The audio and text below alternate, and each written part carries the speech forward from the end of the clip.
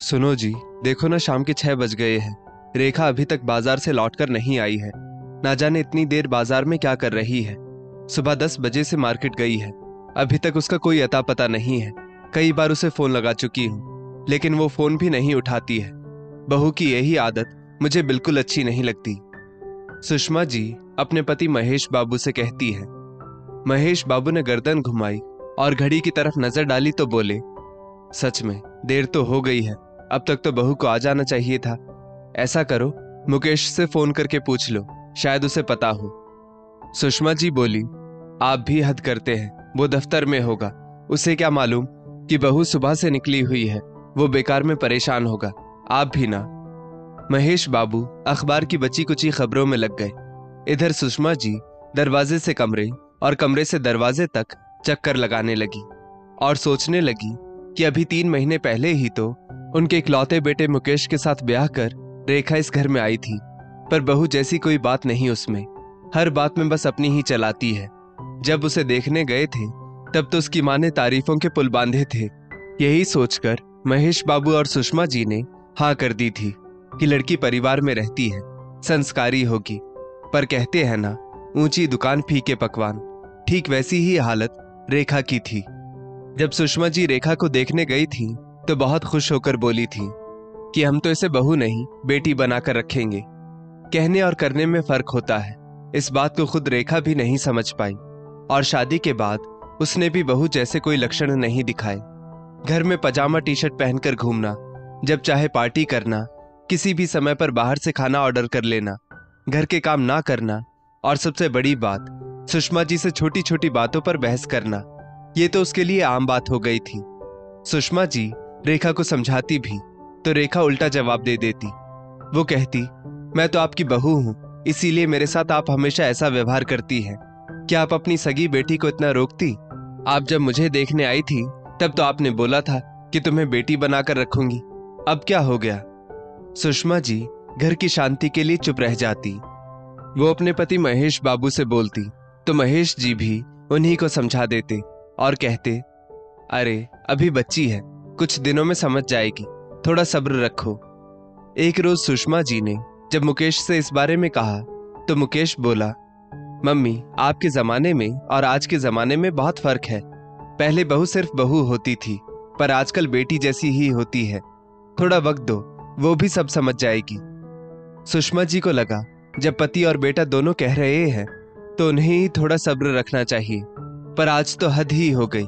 सुबह मुकेश और महेश बाबू के ऑफिस जाने के बाद ही रेखा बाजार निकल गई। महेश बाबू भी अब तक घर आ चुके थे, लेकिन रेखा अभी तक नहीं आई थी। सुषमा जी चिंता में थी।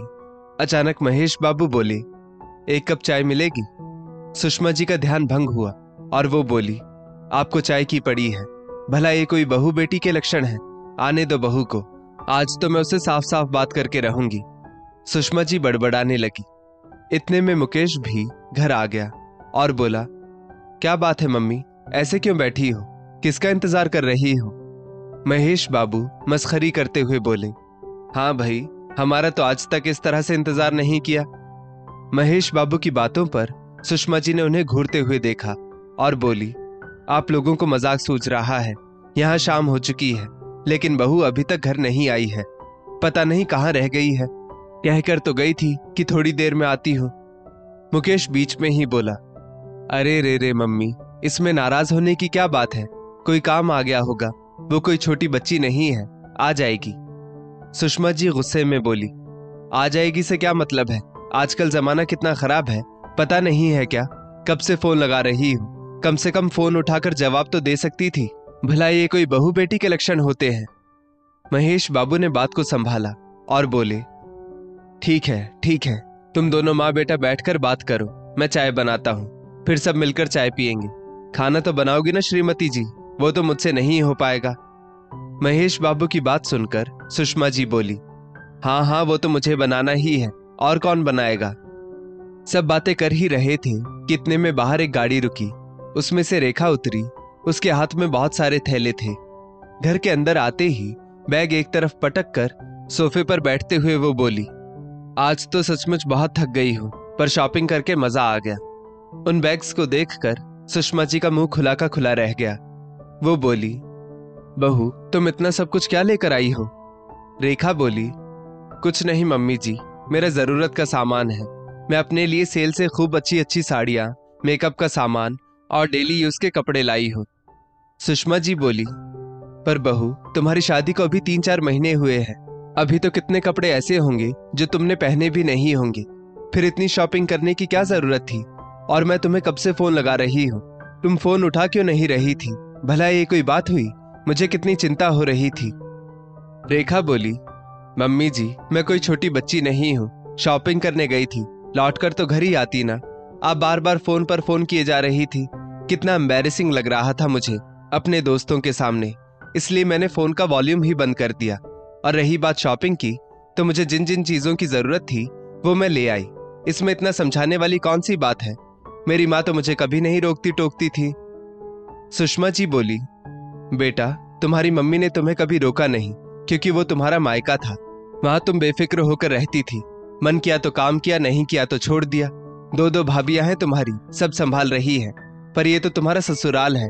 तुम खुद यहाँ एक बहू हो, वो भी इकलौती। इस घर का भला बुरा तुम्हें ही तो सोचना है। आखिर अपनी जिम्मेदारियों को तुम कब उठाओगी? मैं आज हूं कल नहीं, फिर सब कुछ तुम्हें ही तो संभालना है। रेखा चिढ़ते हुए बोली, मम्मी जी फिर तो आपको शादी से पहले मुझे बोलना ही नहीं चाहिए था कि हम तुम्हें बहू नहीं बेटी बनाकर रखेंगे। इतनी रोक टोक तो कभी मुझ पर मेरी मम्मी ने भी नहीं की थी, जितना आप टोकती रहती है। नहीं बैठना मुझे आप लोगों के साथ। इतना कहकर रेखा पैर पटकते हुए अपने कमरे में चली गई। सुषमा जी ने उदास होकर बेटे की तरफ देखा तो बेटा उल्टा माँ को ही समझाने लगा, क्या मम्मी आप भी हर समय, अरे चिल करो, क्यों सास बन रही हो? 7 ही तो बजे हैं, आ तो गई टाइम से। यही आपकी बेटी होती तो क्या आप उसके साथ भी इस तरह से बात करती? अपनी बात पूरी करके मुकेश भी अपने कमरे में चला गया। सुषमा जी को बहुत बुरा लगा। उदास मन से सुषमा जी अपने कमरे में आ गई और पलंग पर बैठ गई। उन्हें इस तरह उदास देखकर महेश बाबू बोले, सुषमा तुम्हें नहीं लगता कि तुम रेखा की सास बनने की कोशिश कर रही हो? अभी बाहर जो भी हुआ, क्या उससे घर की शांति भंग नहीं होगी? बेवजह क्यों सीन क्रिएट करना है? सुषमा जी बोली, आपको भी यही लगता है कि गलती मेरी है? बहू का यूं लेट तक आना, मेरा फोन ना उठाना, घर की कोई जिम्मेदारी ना लेना, ये गलत नहीं है? अरे क्या आपकी बेटी अगर इतनी रात को बाहर रहे तो आपको चिंता नहीं होगी? मैं भी तो उसे बेटी ही मानती हूँ, पर उसने मेरी बात का तो गलत ही अर्थ निकाल लिया। महेश बाबू बोले, अरे तुम छोटी सी बात को बड़ा क्यों बना रही हो? अगर बहू को बेटी की तरह मानोगी तो खुश रहोगी। अगर तुम्हारी अपनी बेटी होती तो। कहते कहते महेश जी चुप हो गए, पर उनकी ये बात सुषमा जी के दिल पर जा लगी। सुषमा जी उदास होकर अपना फोन लेकर बरामदे में आकर बैठ गई और अपनी पुरानी सहेली मीनू से फोन पर अपने मन की बातें करने लगी। मीनू बोली, देख सुषमा, बहू और बेटी में फर्क तो होता है, ये बात रेखा को समझनी ही पड़ेगी। और रही बात जीजा जी और मुकेश की, तो जब तक इंसान को पका पकाए मिलता रहेगा तब तक वो हाथ पैर क्यों चलाएगा? तेरे पति और बेटे के सारे काम तू कर देती है, इसलिए उन लोगों को क्या फर्क पड़ेगा कि रेखा घर के काम करती है या नहीं, अपनी जिम्मेदारियां समझती है या नहीं। तुम्हें खुद ही कोई कदम उठाना पड़ेगा, तभी तुम खुद की मदद कर सकती हो। तुम समझ रही हो ना मैं क्या कहना चाहती हूँ? मीनू की बात सुषमा जी को कुछ कुछ तो समझ में आई। उन्होंने थोड़ी देर में फोन रख दिया। मन ही मन ना जाने उन्होंने क्या फैसला लिया।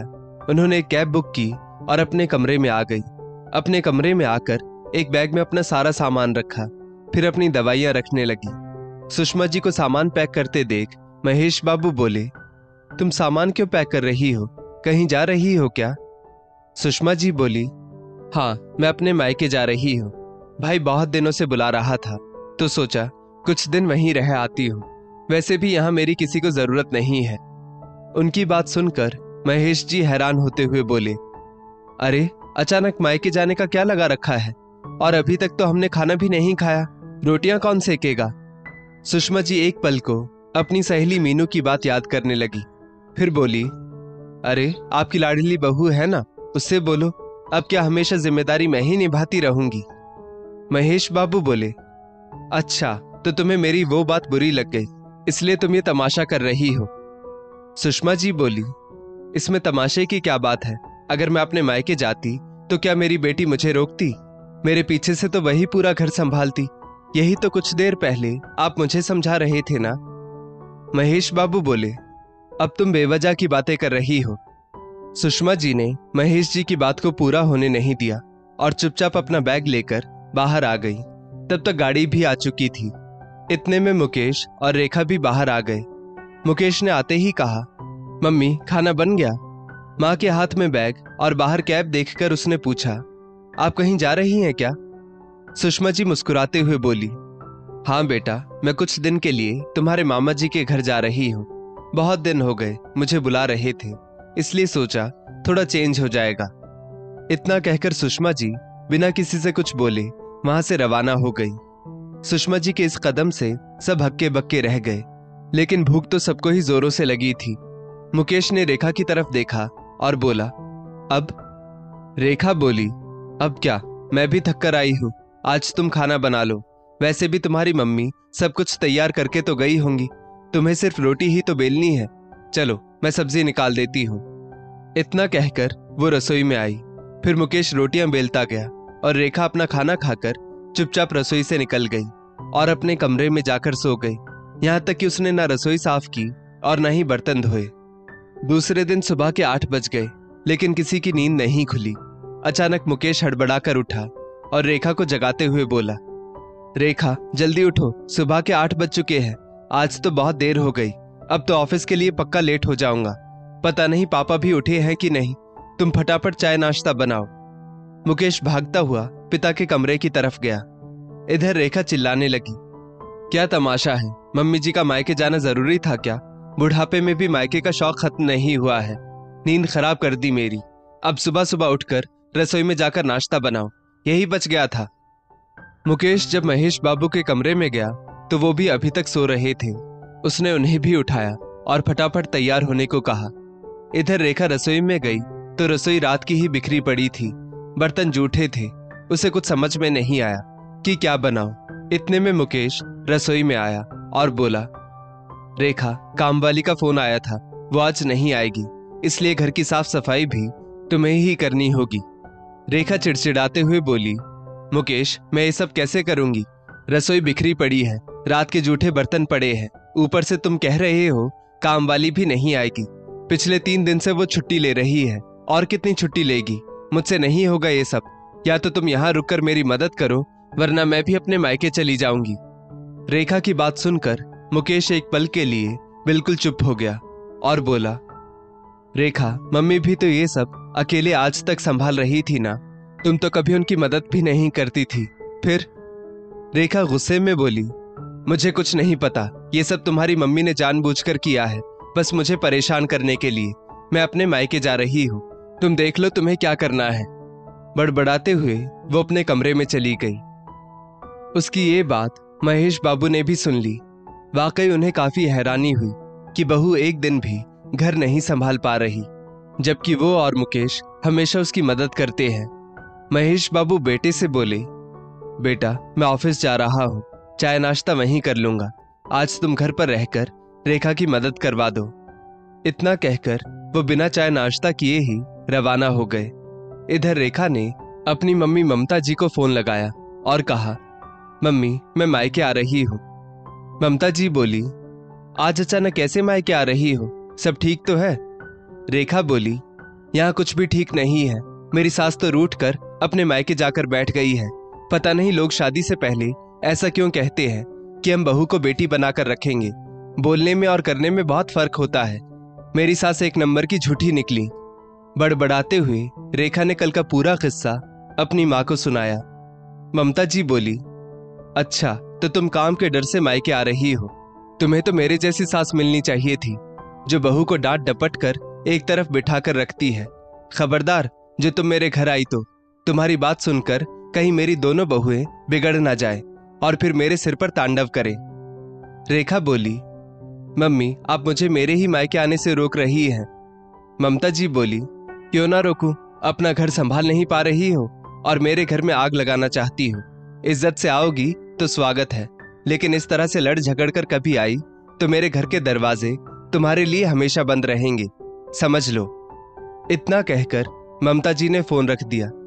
रेखा हैरान रह गई कि उसकी माँ उसकी नहीं बल्कि उसकी सास का पक्ष ले रही है। अब तो मजबूरन रेखा को घर का काम करना ही था, इसलिए वो रसोई में गई और अपने पति को काम करता देख उसने थोड़ी सी हिम्मत जुटाई और वो भी घर की साफ सफाई में मुकेश की मदद करने लगी। दोनों ने मिलकर घर का काम किया, लेकिन उतने में ही दोनों थक गए, इसलिए दोपहर में खाना उन्होंने बाहर से मंगवाया। इधर ममता जी ने सुषमा जी को फोन करके उनसे अपनी बेटी के बर्ताव के लिए माफी मांगी और कहा, समधन जी, आपने बिल्कुल ठीक किया। कई बार अपने बच्चों को सही रास्ते पर लाने के लिए हम माओं को कड़क कदम उठाने ही चाहिए। आप जो करेंगी बिल्कुल सही करेंगी। शाम होते होते सबको अपनी अपनी गलती का एहसास होने लगा था, इसलिए महेश बाबू आते समय सुषमा जी को मनाकर अपने साथ घर ले आए। सुषमा जी के घर आते ही रेखा और मुकेश भी उनसे माफी मांगने लगे। आखिर धीरे धीरे सब कुछ नॉर्मल हो गया और रेखा सही मायने में उस घर की बहू बेटी बनकर अपने घर को संभालने लगी। अंत भला तो सब भला। दोस्तों, इस स्टोरी को लेकर आपकी क्या राय है, नीचे कमेंट करके जरूर बताइएगा और ऐसी ही और भी बेहतरीन वीडियोस के लिए हमारा पेज जरूर फॉलो करें।